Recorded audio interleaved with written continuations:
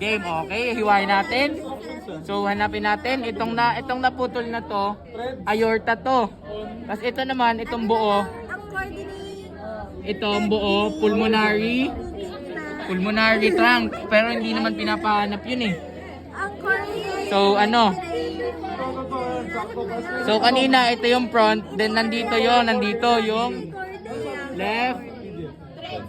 left ventricle. Tas so kung left ventricle din to. Sige. Tas dito right ventricle. Oh, ito naman.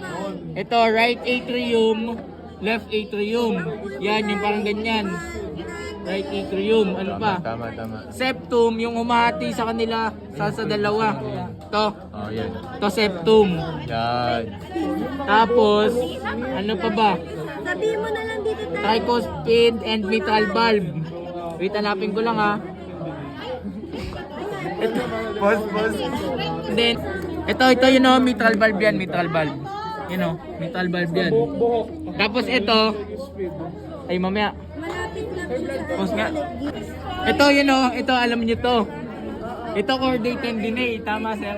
Ito chordate tendinae. Oh, tama, approval. Pause. Ito septum yan, septum. Oh, pause. Ito aortic valve to, pag pumasok ka dito, doon sa aorta, ito na yun. Ito, aortic valve. Oh, pause. As you can see, ito yung ano nga to? Pulmonary trunk. Ito, pulmonary trunk. Pag pumasok ka dyan, yun yung pulmonary valve.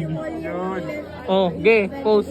Okay, exit point of vena cava leading to right atrium. O saan ba yung right atrium? Ito.